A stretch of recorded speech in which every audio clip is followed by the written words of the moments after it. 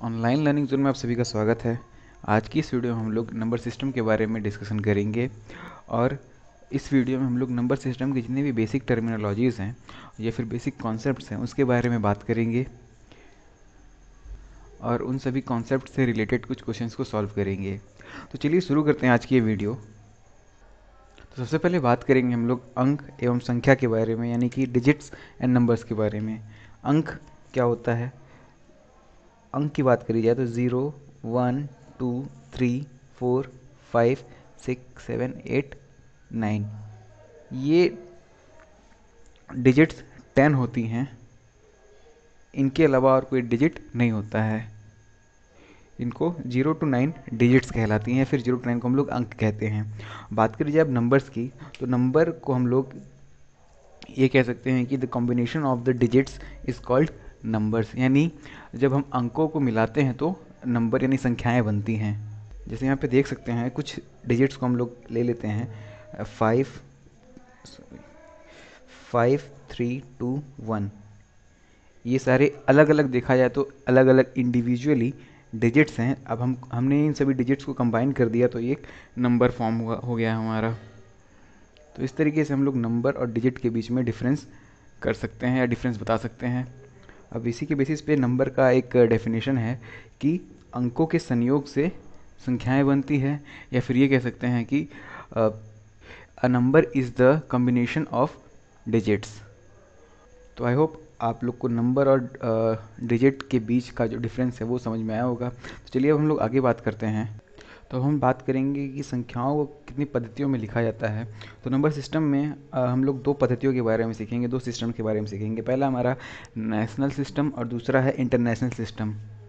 अगर से बात करी जाए नेशनल सिस्टम की, तो सबसे पहले जो हमारा यूनिट डिजिट होता है ना, या सबसे दाईं तरफ वाला डिजिट होता है, उसको इकाई बोलते हैं। फिर उधर से आते हैं हम लोग लेफ़्ट की ओर, तो इकाई, दहाई, सैकड़ा, हज़ार, 10,000, लाख, 10 लाख, करोड़, 10 करोड़। ये नेशनल सिस्टम की बात हो रही है।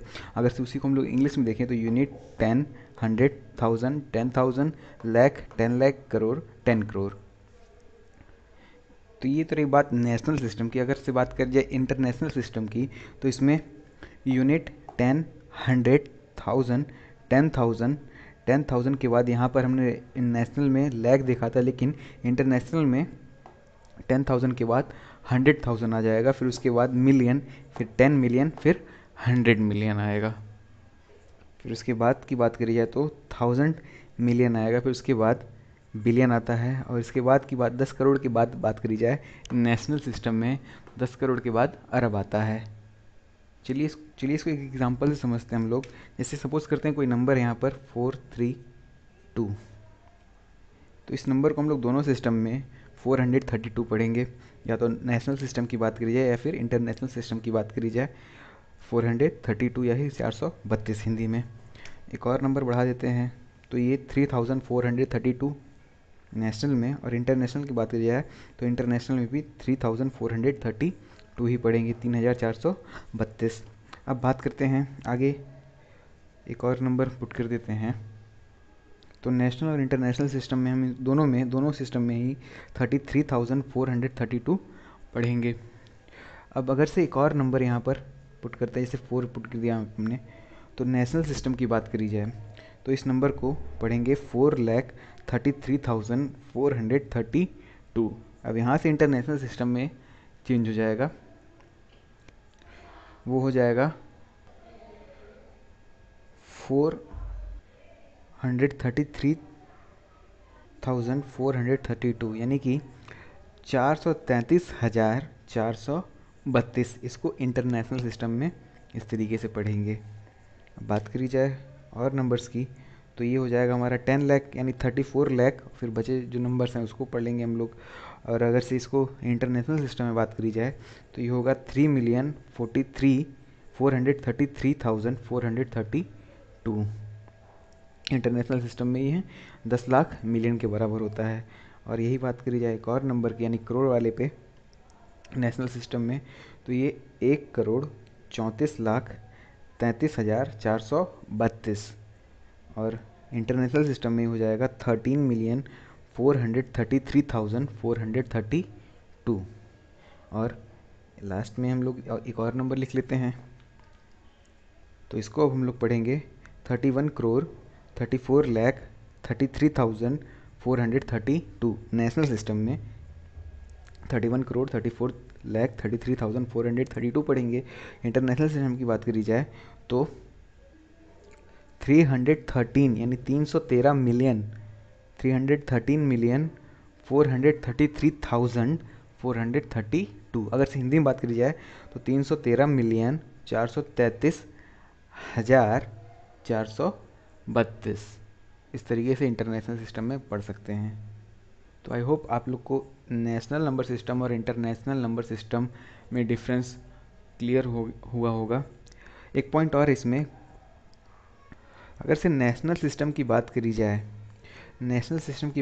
तो यूनिट से तीसरे डिजिट पे कॉमा लगता है। नेशनल सिस्टम की बात हो रही है, यूनिट से तीसरे डिजिट पे कॉमा लगता है, फिर उसके बाद दो डिजिट पर कॉमा लगाते हैं हम लोग नेशनल सिस्टम में। और वही बात करी जाए इंटरनेशनल सिस्टम की तो दाएं तरफ से बाईं ओर आते हैं तो 3 डिजिट्स पे कॉमा लगता है। फिर यहाँ पे अगर कोई नंबर लिख देंगे तो इस जगह पे कॉमा लगेगा। तो ये तो रही नेशनल सिस्टम और इंटरनेशनल सिस्टम की बात। अब चलिए हम लोग आगे बढ़ते हैं, तो बात करेंगे टाइप्स ऑफ नंबर की। तो आप लोग यहाँ पे देख सकते हैं मैंने कुछ टाइप्स लिख रखे हैं। पहला है नेचुरल नंबर यानी कि प्राकृतिक संख्या। तो इसकी बात करी जाए तो 1 से लेकर के 1 2 3 4 जितने नंबर्स होते हैं यानी इन्फिनाइट नंबर्स तक जितने नंबर आएंगे वो सारे के सारे नेचुरल नंबर होंगे। यानी स्टार्टिंग होगा 1 से नेचुरल नंबर में, लेकिन इसका कोई लास्ट नंबर नहीं है, ये इन्फिनाइट तक चलता चला जाएगा। तो ये तो रहा बात नेचुरल नंबर्स का। अब बात करते हैं होल नंबर यानी कि पूर्ण संख्या की। तो पूर्ण संख्या की बात करें तो पूर्ण संख्या भी एक तरीके से नेचुरल नंबर ही है, यानी 1 2 3 4 ये भी इन्फिनाइट तक जाएगा। लेकिन नेचुरल नंबर में स्टार्टिंग 1 से हो रहा था, लेकिन इसमें होल नंबर में स्टार्टिंग 0 से होगा। यानी यहाँ पर हम ये कह सकते हैं कि जितने नेचुरल नंबर्स होते हैं वो होल नंबर हो सकते हैं, और ये कह सकते हैं कि all natural number are whole number, यानी जितने भी नेचुरल नंबर हैं वो होल नंबर हो सकते हैं। क्यों? क्योंकि होल नंबर में 1 2 3 4 5 6 7 8 और यहाँ से इन्फिनाइट चलता चला जाएगा, जो कि नेचुरल नंबर में भी यही है। और होल नंबर में एक एक्स्ट्रा नंबर है जो कि है 0, और ये 0 नेचुरल नंबर में नहीं एग्जिस्ट करता है। तो उसके लिए ये कहा गया कि all whole numbers are not natural number, यानी सारे होल नंबर्स की बात करी जाए तो सारा होल नंबर नेचुरल नंबर नहीं हो सकता है बिकॉज ऑफ दिस नंबर, यानी 0 के कारण। इन दोनों सेंटेंस को थोड़ा ध्यान रखिएगा, इन दोनों सेंटेंस से क्वेश्चन भी बनते हैं। एग्ज़ाम में दोनों सेंटेंस दे देगा और कहेगा कि कौन सा सेंटेंस ट्रू है। तो यहाँ पर दोनों सेंटेंस ट्रू है। एग्ज़ाम में कह देगा कि all whole number are, not हटा देगा। अब हमको इन दोनों में से छांटना होगा, सिलेक्ट करना होगा कि कौन सा ट्रू है कौन सा फॉल्स। तो यहाँ पर ये ट्रू हो जाएगा और ये वाला फॉल्स हो जाएगा। आई होप आप लोग को ये दोनों सेंटेंस समझ में आए होंगे और नेचुरल और होल नंबर के बारे में भी समझ में आया होगा। चलिए बात करते हैं इंटीजर के बारे में, इंटीजर्स क्या होते हैं। तो इंटीजर की बात करी जाए तो इंटीजर में हमारा जितना भी नेचुरल नंबर है 1 2 3 टू इन्फिनाइट, वो सारे के सारे आते हैं, और 0 भी आता है, यानी कि होल नंबर भी आते हैं और नेचुरल नंबर्स भी आते हैं। इन सब के अलावा एक और सेट आता है जो कि होता है नेगेटिव नंबर्स का, -1 -2 -3 टू माइनस इन्फिनाइट। यानी कि पॉजिटिव नंबर्स इंटीजर्स में आते हैं, यानी इसको पॉजिटिव इंटीजर्स कहते हैं 1 2 3 4 टू इन्फिनाइट नंबर्स को।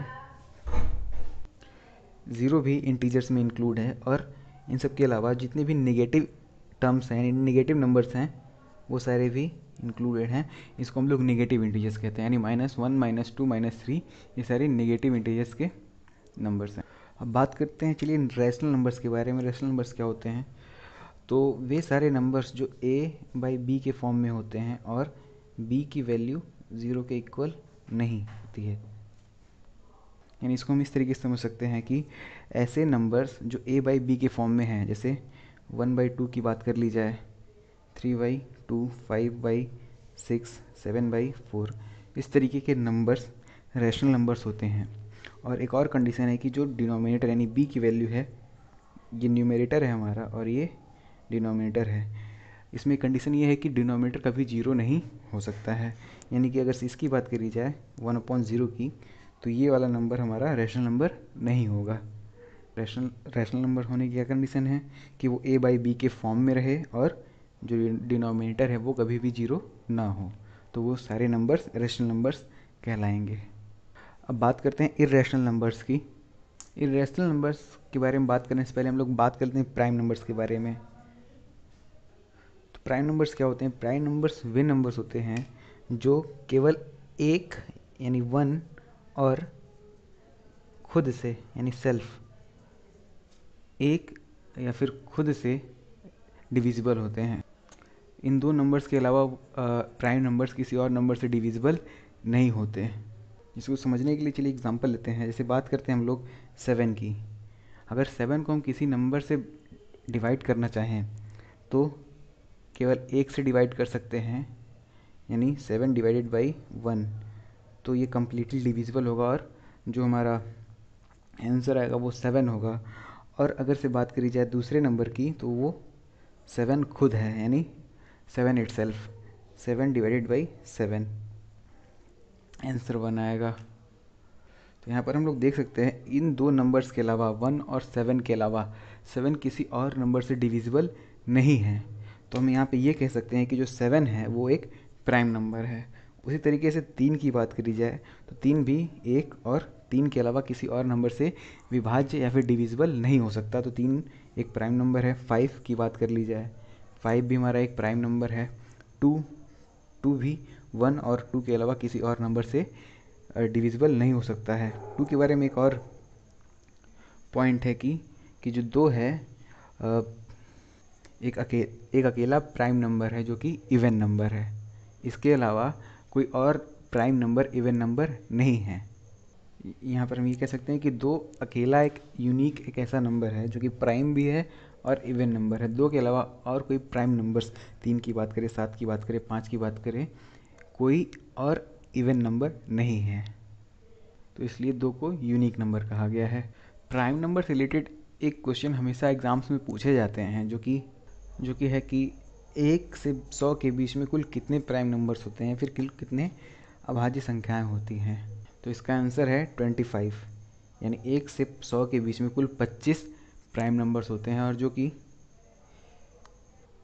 मैंने सारी की सारी प्राइम नंबर्स 1 से 100 के बीच में सारी की सारी प्राइम नंबर्स को लिख रखा है यहाँ पे, आप लोग देख सकते हैं।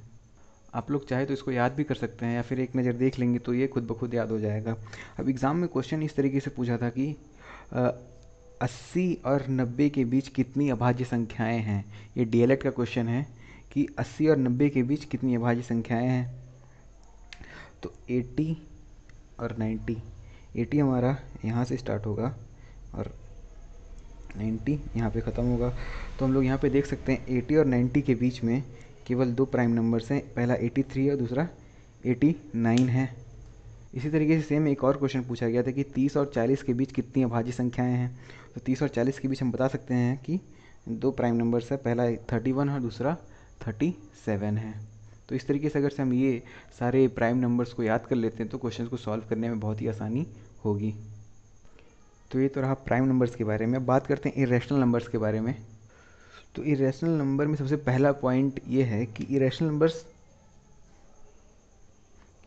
a/b where b is not equal to 0 इसके फॉर्म में नहीं होंगे। यानी अगर से ऐसा नंबर कहीं दिखता है जैसे 1/2, 2/3, इसको हम इरेशनल नंबर नहीं कहेंगे।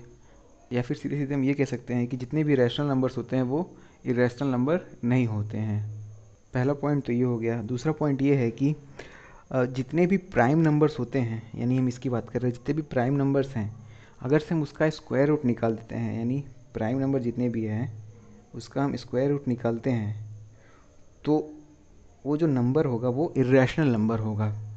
जैसे बात करी जाए, यहाँ पे मैंने 1 से 100 के बीच प्राइम नंबर्स लिख रखी है, इसमें से कुछ नंबर्स को चूज़ कर लेते हैं। बात करते हैं 2 की। 2 हमारा एक प्राइम नंबर है। 2 एक प्राइम नंबर है, अगर इसका हम स्क्वायर रूट निकाल देते हैं, स्क्वायर रूट कर देते हैं, तो ये एक इरेशनल नंबर होगा। उसी तरीके से 11 है। 11 का स्क्वायर रूट निकाल देते तो ये एक इरेशनल नंबर हो जाएगा। 19 का स्क्वायर रूट निकालते हैं तो ये एक इरेशनल नंबर हो जाएगा। यानी कि जितनी भी प्राइम नंबर्स हैं उसका अगर से स्क्वायर रूट निकाला जाए तो वो इरेशनल नंबर आएगी। तो यहाँ पर हमने प्राइम नंबर्स के बारे में 2 पॉइंट्स देखे कि जितने भी रैशनल नंबर्स होते हैं वो इरेशनल नंबर्स नहीं होते हैं, और जितने भी प्राइम नंबर्स हैं अगर से उसका हम स्क्वायर रूट फाइंड करते हैं तो वो जो नंबर आएगा वो इरेशनल नंबर होगा। आई होप आप लोग को ये समझ में आया होगा। तो चलिए अब हम लोग आगे बढ़ते हैं। अब बात करते हैं कुछ और टाइप्स ऑफ नंबर्स की। अगला नंबर है रियल नंबर, यानी कि वास्तविक संख्याएं। तो रियल नंबर्स की बात करी जाए तो जितने भी नेचुरल नंबर्स थे, नेचुरल नंबर, जितने भी होल नंबर हैं, जितने भी इंटीजर्स हैं, या फिर बात करें रैशनल नंबर्स की या फिर इरेशनल नंबर्स की बात करें, प्राइम नंबर्स की बात करते हैं, यानी जितना भी हमने टाइप्स ऑफ नंबर डिस्कस किया था सारे के सारे टाइप्स वो हमारे रियल नंबर्स होते हैं।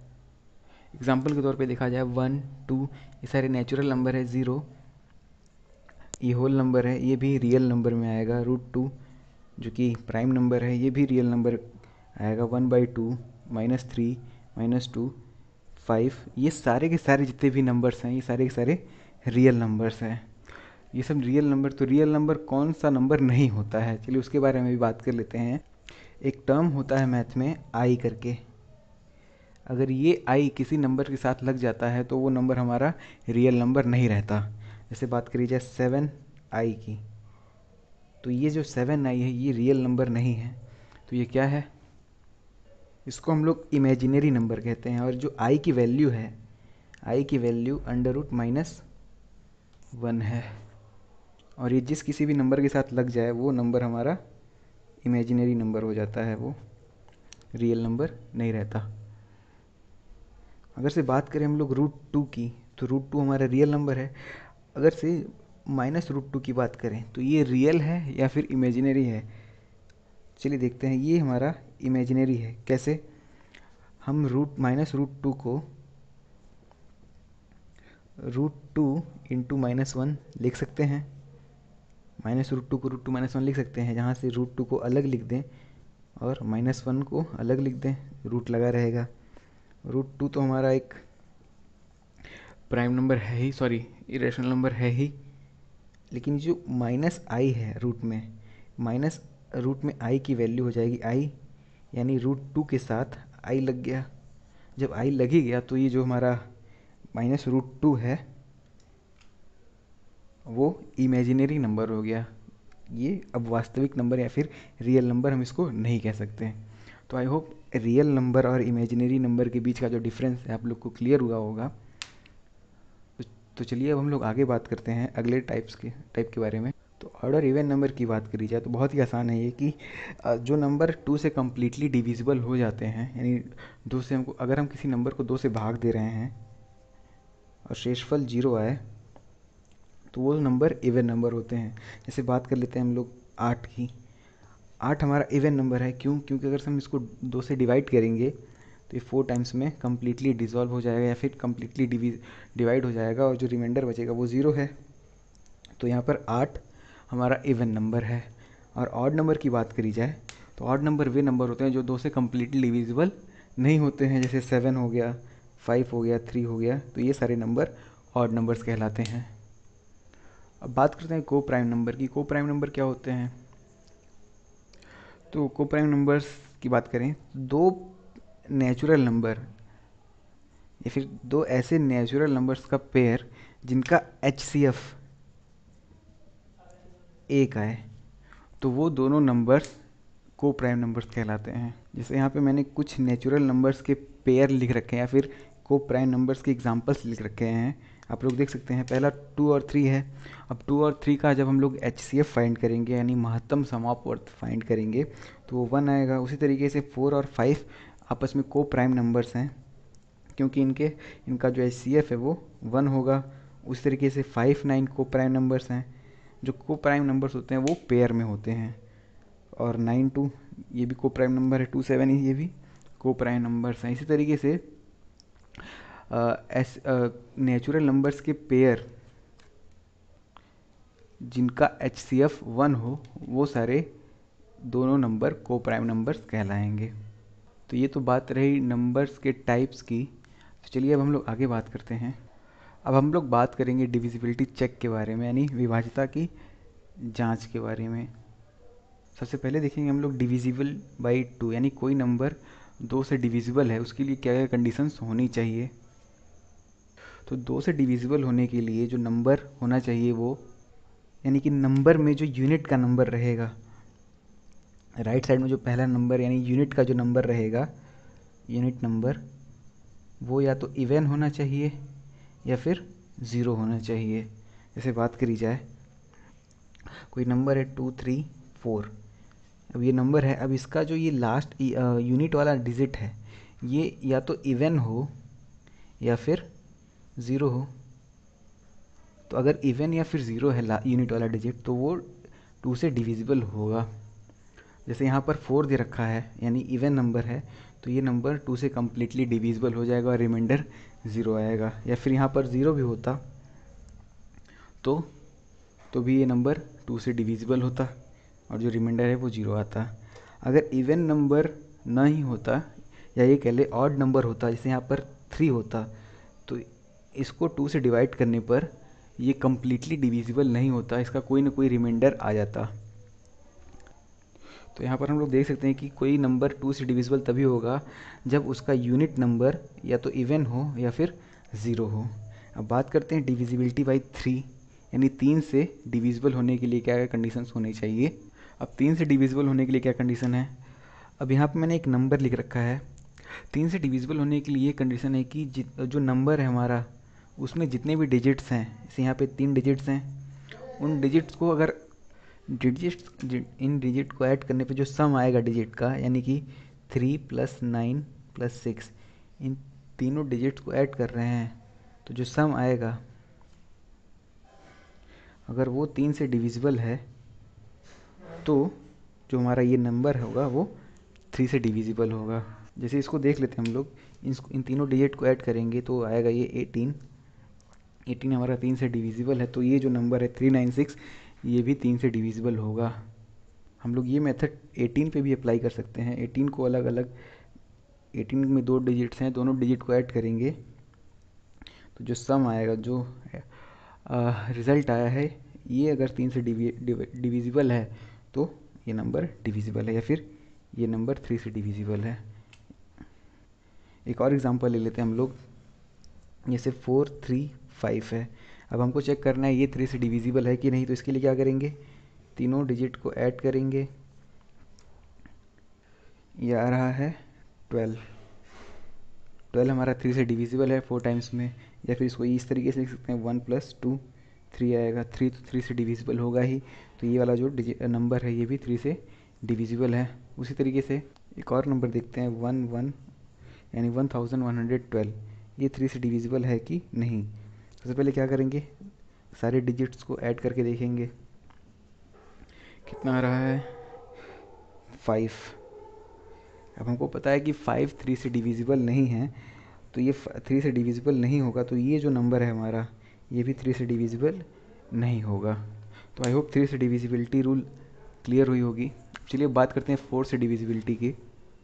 बात करते हैं 4 से डिविजिबिलिटी की, तो इसको एग्जांपल समझ सकते हैं। जैसे कोई नंबर है, यहाँ पर मैंने कुछ नंबर्स लिख रखे हैं, हमको चेक करना है कि ये 4 से डिविजिबल है कि नहीं। तो 4 से डिविजिबल होने के लिए क्या कंडीशन है, 4 से डिविजिबल होने के लिए कंडीशन है कि जो यूनिट का नंबर है, यूनिट और 10th प्लेस वाला नंबर, यानी राइट साइड से लेफ़्ट साइड की ओर बढ़ेंगे तो जो स्टार्टिंग के 2 नंबर हैं उन दोनों नंबर का सम अगर 8 से डिविजिबल है, सॉरी दोनों नंबर का सम नहीं, अगर से दोनों नंबर कम्प्लीटली, यानी 26 की बात करें, अगर दोनों नंबर 4 से डिविजिबल हैं तो जो नंबर होगा वो 4 से डिविजिबल होगा, अदरवाइज़ 4 से डिविजिबल नहीं होगा। यहाँ पर नंबर का सम नहीं करना है, यानी 2 + 6 नहीं करना है हमको, 26 को 4 से डिवाइड करने का है इधर। तो यहाँ पर देखेंगे 26 है, 26 4 से डिविजिबल है कि नहीं, जो कि 326 का लास्ट 2 डिजिट है। तो यहाँ पर देख सकते हैं कि 4 से 26 कम्प्लीटली डिविजिबल नहीं है, 2 यहाँ रिमाइंडर बच जा रहा है, तो जो 326 है ये 4 से डिविजिबल नहीं होगा। बात करते हैं 153 की, तो 2 नंबर लेंगे इस 4 से डिविजिबिलिटी चेक करने के लिए। इस नंबर का लास्ट 2 नंबर लेंगे। अब चेक करेंगे 53 डिविजिबल है कि नहीं, तो 53 डिविजिबल नहीं होगा क्योंकि ये एक ऑड नंबर है और ऑड नंबर 4 से डिविजिबल नहीं होते हैं। तो यहाँ पर एक और नंबर है, अब इसको चेक करेंगे 4 से डिविजिबल है कि नहीं। तो लास्ट के 2 डिजिट्स हैं उसको देखेंगे हम लोग। लास्ट का 2 डिजिट है 32। अब 32 4 से डिविजिबल है, 32 4 से डिविजिबल है, तो ये जो हमारा पूरा नंबर है ये भी 4 से डिविजिबल होगा। तो यहाँ पर हम लोग देख सकते हैं कि कोई कितना भी बड़ा नंबर रहे, अगर से हमको चेक करना है कि वो 4 से डिविजिबल है कि नहीं, तो उस नंबर के लास्ट 2 डिजिट को हम लोग 4 से डिवाइड करेंगे। अगर से वो डिविजिबल है 4 से, तो हमारा जो टोटल नंबर रहेगा वो 4 से डिविजिबल होगा, अदरवाइज़ वो 4 से डिविजिबल नहीं होगा। तो आई होप 4 से डिविजिबिलिटी रूल क्लियर हुई होगी। अब बात करते हैं 5 से डिविजिबिलिटी रूल की। तो कोई नंबर 5 से डिविजिबल है कि नहीं ये पता करना बहुत ही आसान है। इसके लिए हमको यूनिट नंबर देखना होगा, यानी जो सबसे लास्ट वाला नंबर है, जैसे 3 2 5 5 6, अगर से जो लास्ट वाला नंबर है वो या तो 5 हो या फिर 0। अगर से लास्ट वाला नंबर 5 होता है या फिर 0 होता है तो वो नंबर 5 से कम्प्लीटली डिविजिबल होगा, अदरवाइज़ नहीं होगा। जैसे यहाँ पर हम लोग देख सकते हैं ये नंबर है, इसका जो यूनिट डिजिट है वो 6 है। 5 से डिविजिबल होने के लिए 5 होना चाहिए या फिर 0 होना चाहिए, लेकिन यहाँ पे 5 ना तो 5 है ना तो 0 है, तो यानी ये वाला जो नंबर है 5 से डिविजिबल नहीं होगा। अगर से यही ये नंबर इस तरीके से होता या फिर इतना ही नंबर होता 3255, तो लास्ट डिजिट जो है वो 5 है, तो ये वाली नंबर 5 से डिविजिबल होती। या फिर यहाँ पर 3250 होती, तो लास्ट वाला डिजिट 0 है, यूनिट वाला डिजिट 0 है, तो ये भी जो नंबर है ये भी 5 से डिविजिबल होगी। अब बात करते हैं 6 से डिविजिबिलिटी रूल की। तो 6 से डिविजिबल होने के लिए जो नंबर होगा वो 2 से और 3 दोनों नंबर से डिविजिबल होना चाहिए। तो यहाँ पे हमने 2 से डिविजिबिलिटी रूल देखा कि जितने भी इवन नंबर्स होते हैं वो सारे के सारे 2 से डिविजिबल होते हैं। और 3 से डिविजिबिलिटी रूल देखा हमने कि अगर से सम ऑफ डिजिट 3 से डिविजिबल है तो वो टोटल नंबर जो होगा वो भी 3 से डिविजिबल होगा।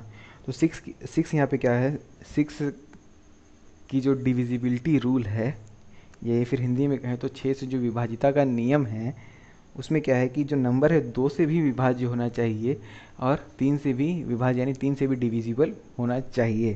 जैसे हम लोग एग्जांपल देखते हैं 21342 की, ये 6 से डिविजिबल है कि नहीं हमको चेक करना है। सबसे पहले क्या करेंगे, चेक करेंगे 2 से डिविजिबल है कि नहीं।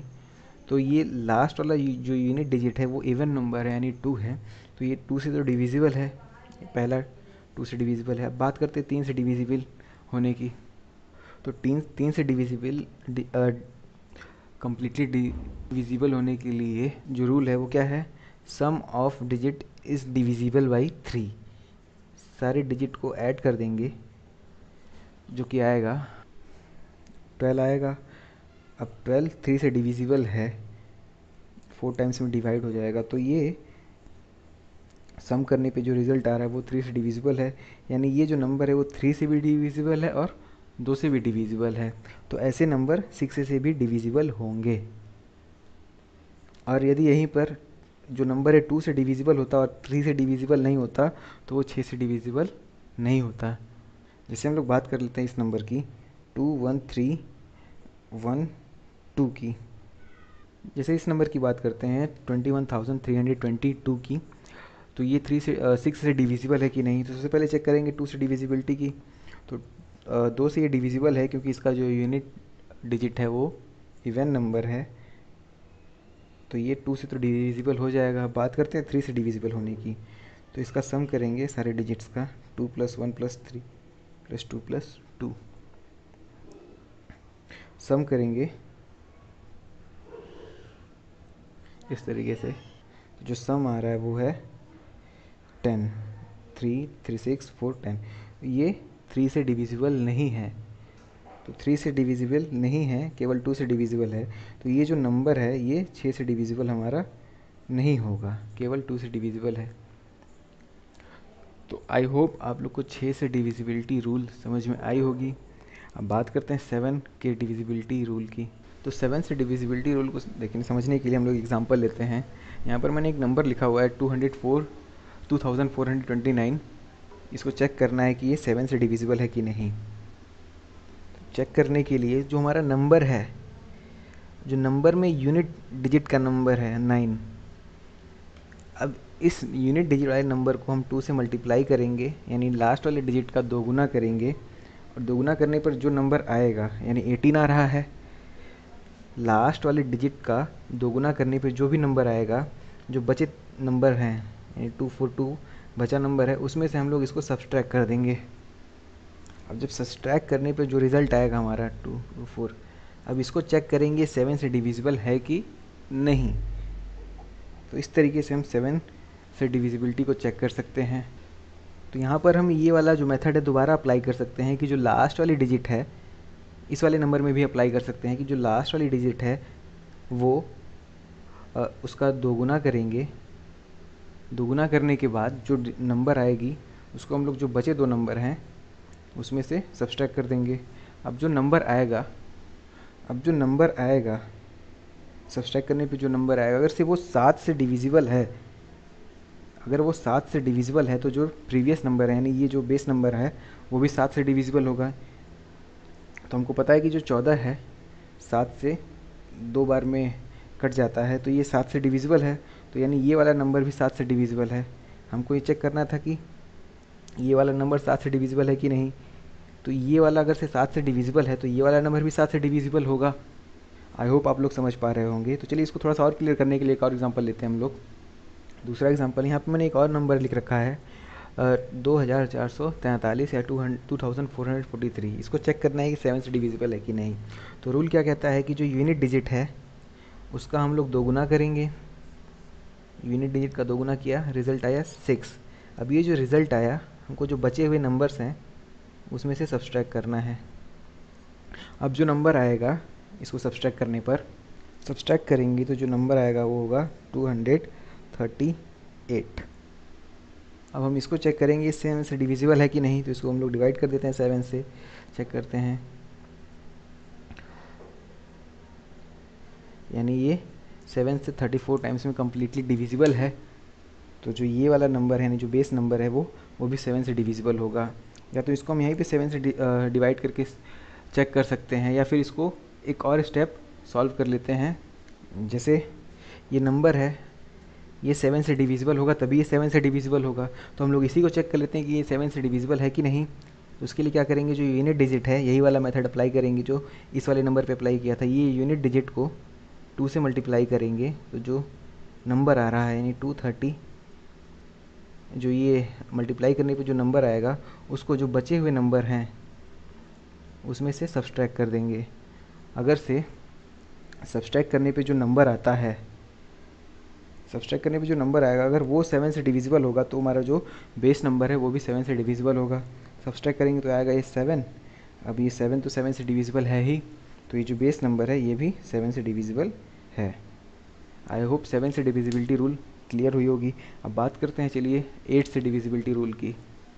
8 से डिविजिबल होने के लिए हम, जैसे कोई नंबर है हमारे पास 3 2 4 3 5 6, इस तरीके का कोई नंबर है, तो हम चेक करेंगे कि जो लास्ट के 3 डिजिट हैं, अगर लास्ट के 3 डिजिट 8 से डिविजिबल हैं, 3 5 6 8 से कम्प्लीटली डिविजिबल है, तो ये हमारा पूरा नंबर 8 से डिविजिबल होगा, अदरवाइज़ डिविजिबल नहीं होगा। या फिर ये कह सकते हैं कि अगर लास्ट के 3 डिजिट यानी यूनिट 10 और 100 ये तीनों डिजिट 0 0 0 हैं तो भी डिविजिबल होगा 8 से। इसके आगे कोई भी नंबर ले लेते हैं ऐसे, ये नंबर है लास्ट के 3 डिजिट अगर तीनों 0 हैं तो भी 8 से डिविजिबल है, या फिर लास्ट के 3 डिजिट 8 से डिविजिबल है तो भी जो नंबर होगा हमारा वो 8 से डिविजिबल होगा। तो 8 से डिविजिबिलिटी के लिए हमको लास्ट के 3 डिजिट को चेक करना है कि वो 8 से डिविजिबल है कि नहीं। अब चलिए आगे बढ़ते हैं। अब 9 से डिविजिबिलिटी चेक करते हैं हम लोग। अच्छा, कोई नंबर 9 से डिविजिबल तब होगी जब उस नंबर के सारे डिजिट का सम 9 से डिविजिबल होगा।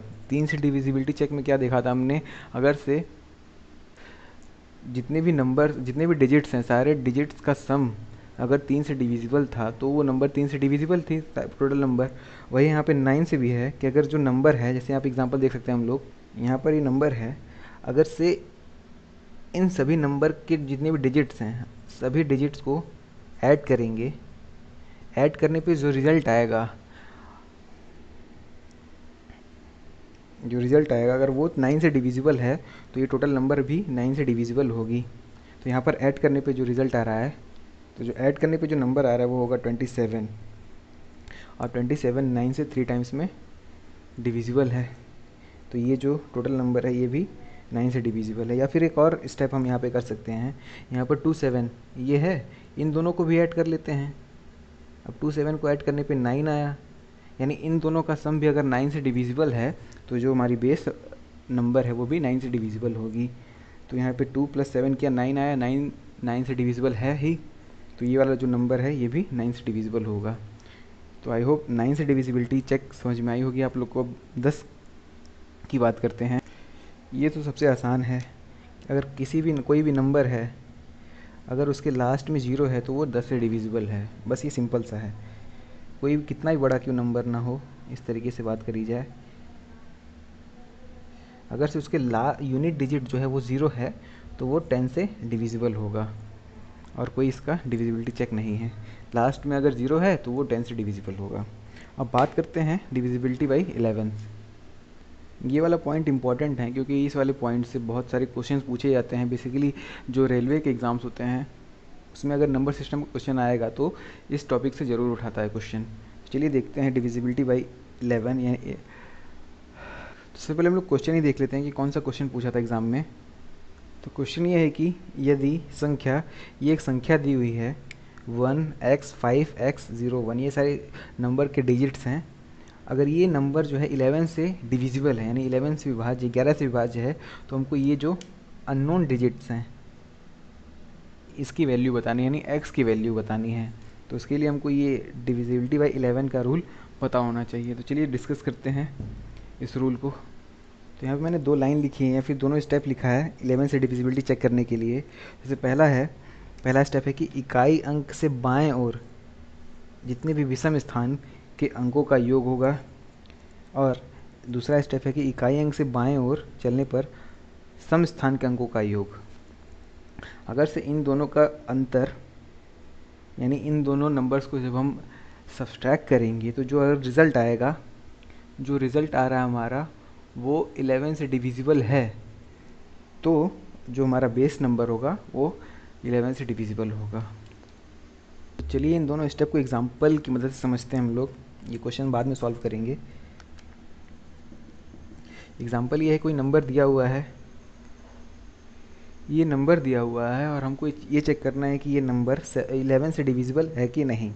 तो दोनों स्टेप को फॉलो करेंगे। तो सबसे पहला स्टेप क्या कह रहा है, इकाई अंकों के बाईं ओर से, यानी ये जो यूनिट डिजिट का नंबर है, अब यूनिट डिजिट का जो नंबर है इसको सिलेक्ट करेंगे, और लेफ़्ट साइड चलने पे, बाईं ओर चलने पे जितने भी विषम स्थान वाले यानी ऑड प्लेसेस वाले वैल्यू हैं, तो ये पहला प्लेस है, दूसरा, तीसरा प्लेस, चौथा, पाँचवा, छठवां, सातवां। अब बात करें ऑड विषम स्थान की यानी ऑड प्लेसेस की, तो ऑड प्लेसेस हमारा 3 है यानी तीसरे पे, और ये ऑड प्लेस पे है यानी पहला प्लेस, तीसरा प्लेस, पाँचवा प्लेस और ये सातवां प्लेस। ये सारे ऑड प्लेसेस हैं। इन सारे नंबर को कलेक्ट करेंगे हम लोग और इनको हम लोग ऐड कर देंगे, यानी जो नंबर क्या है हमारा पहला 2 + 3 + 2 + 7, तो ये ऑड प्लेसेस वाले नंबर्स हो गए। इसको ऐड करेंगे तो आएगा 14, यानी हमने पहला स्टेप कर लिया है। पहला स्टेप क्या था कि जो हमारा यूनिट प्लेस है वहाँ से लेफ़्ट साइड की ओर चलेंगे, तो जो ऑड प्लेसेस हैं जैसे 1 हो गया, 3 हो गया, 5 हो गया, ये सारे ऑड प्लेसेस हैं, उन सारे नंबर्स को कलेक्ट करके ऐड कर लेते हैं। यहाँ तक हमारा पहला स्टेप हो गया। अब बात करते हैं दूसरे स्टेप की। दूसरे स्टेप में क्या करना है, जो इवन प्लेस वाले वैल्यूज़ हैं, जैसे सेकेंड प्लेस पे, फोर्थ प्लेस पे, सिक्स प्लेस, ये सारे इवन प्लेस हैं। इन सब प्लेस पे जो वैल्यूज़ हैं, 6 है, 7 है, 1 है, तो इस नंबर में 3 ही इवन प्लेसेस हैं, second, fourth, six. Even places पे जो वैल्यू आई हैं इन सबको ऐड करते हैं, और ये हमारा दूसरा स्टेप है। ऐड करने पर जो वैल्यू आ रही है वो है 14। अब यहाँ पे मैंने दोनों स्टेप कंप्लीट कर लिए हैं। पहला स्टेप कि जो ऑड प्लेसेस वाले वैल्यूज़ का सम, और दूसरा स्टेप है इवन प्लेसेस वाले वैल्यूज़ का सम। अब तीसरा स्टेप क्या है कि जो इन दोनों का जो डिफरेंस आएगा, यानी ऑड प्लेसेस वैल्यूज़ का सम और इवन प्लेसेस वैल्यूज़ का सम, जो डिफरेंस आएगा वो 11 से डिविजिबल होना चाहिए या फिर 0 होना चाहिए। जैसे हम यहाँ पे सब्सट्रैक्ट करेंगे तो 0 आ रहा है।